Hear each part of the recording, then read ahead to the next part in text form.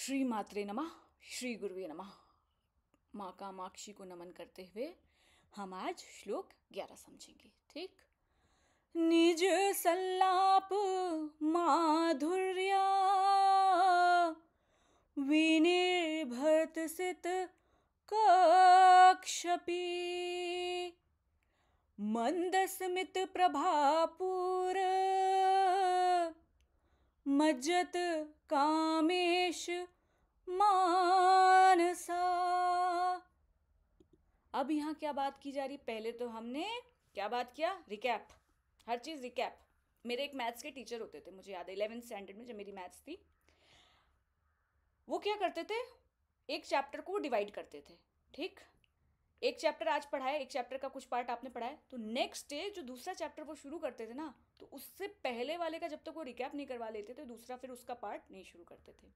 फिर तीसरा दिन तीसरा चैप्टर शुरू करते थे, जो उसका तीसरा पार्ट पहले चैप्टर का, पहला दूसरा रिकैप।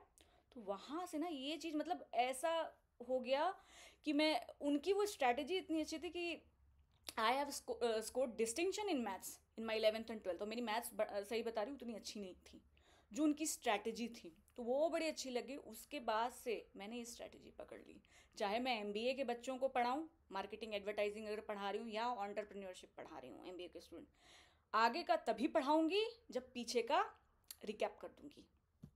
ठीक, तो वही चीज़ यहाँ पे, ताकि आप पूरी तरह से दिमाग में बैठ जाए ललिता सहस्त्र नाम। ठीक, चलो शुरू करते हैं।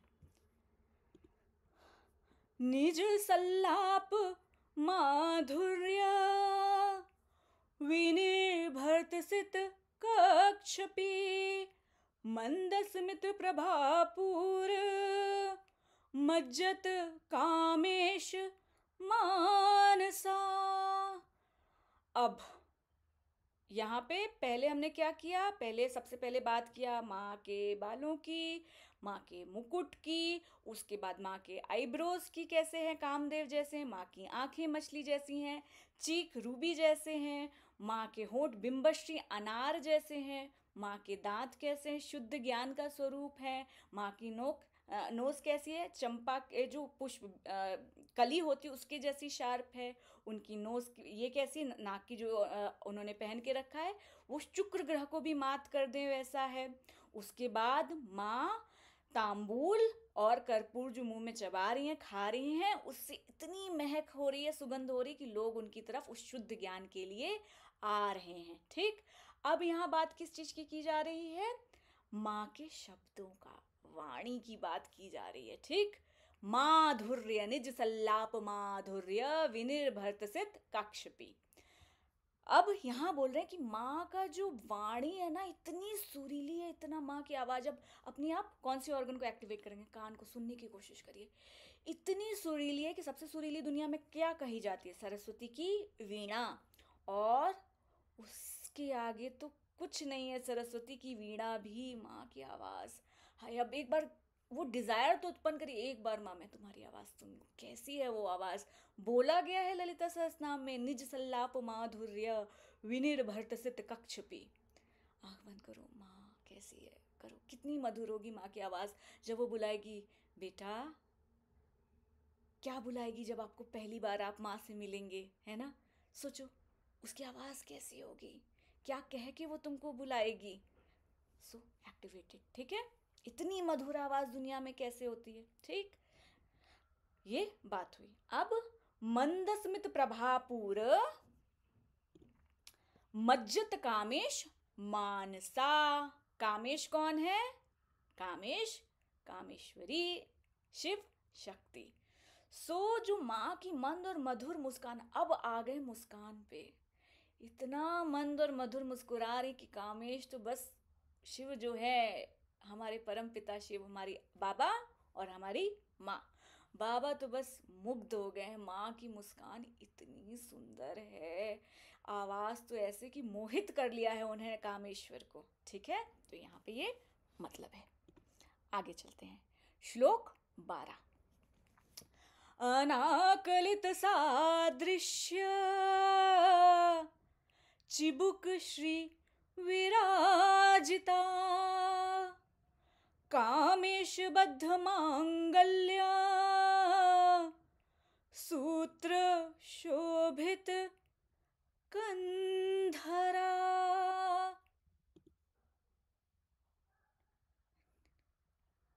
अब यहाँ क्या बात की जा रही है? थोड़ी की बात की जा रही है। ये चीज जो है ना, माँ की थोड़ी कैसी है, यहाँ पे ध्यान ले आओ। अब इसका तो कंपैरिजन किया ही नहीं जा सकता। अब जिसकी वाणी सरस्वती क्यों वीणा को परास्त कर दे, जिसकी नाक के जो नोज पिन है उसके आगे शुक्र ग्रह नहीं, आंख मछलियों से भी ज्यादा सुंदर, भौहें कामदेव को जो महल है उसके से भी बियॉन्ड है, उससे भी ज्यादा सुंदर, तो अब माँ की थोड़ी कैसे हो सकती? कोई उपमा बची है? अब बची ही नहीं है। अब क्या बोला जाए, वर्ड नहीं, बियॉन्ड वर्ड्स हैं। तो जो थोड़ी के लिए तो शब्द ही नहीं कि कहाँ से दिया जाए, वो कितनी सुंदर हो सकती है। Go and imagine. ठीक है। अब कामेश बद्ध मांगल्य सूत्र शोभित कंधरा। अब माने कामेश का, बोला ना, एक मुस्कुराहट देखकर बाबा तो एकदम कामदेव के जो तीर 5 एरो होते हैं ना उससे घायल हो चुके हैं और इतने खुश हो रहे हैं। ठीक है। और अब माने कामेश्वर का, क्योंकि ये जगत जो है कामेश्वर कामेश्वरी का खेल है, तो मंगलसूत्र धारण करके रखा है। ठीक है। श्लोक 13। कनकांगद कीयूर कमनीय भुजान्विता रत्नग्रैवेय चिंताक लोल मुक्ता फलान्विता।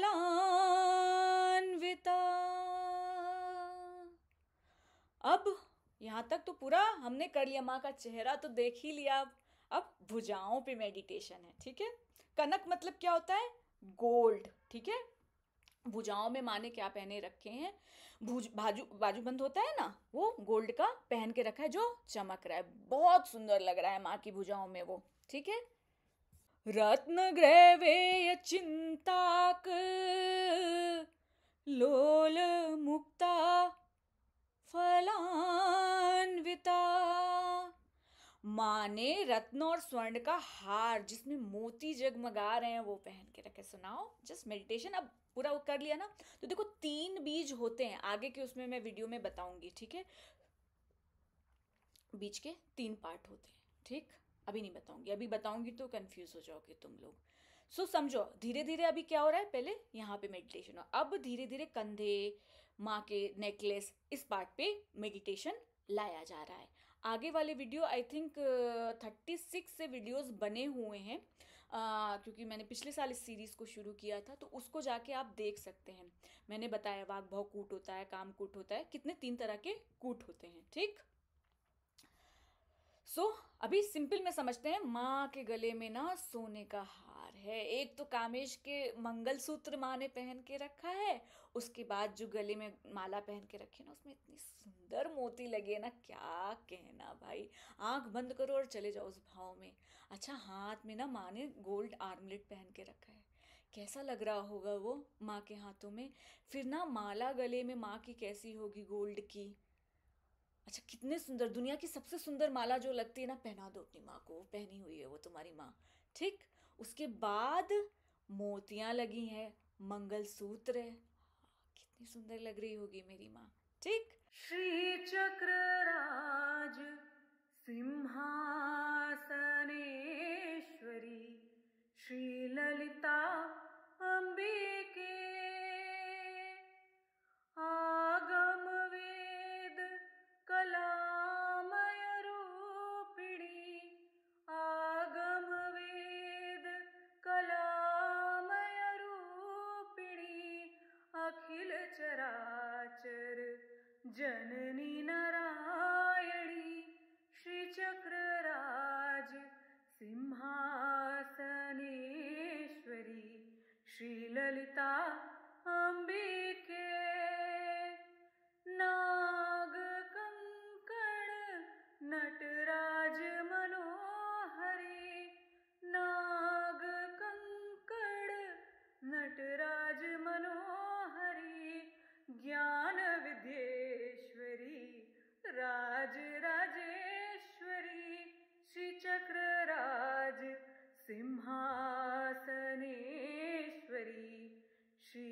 ललिता अम्बिका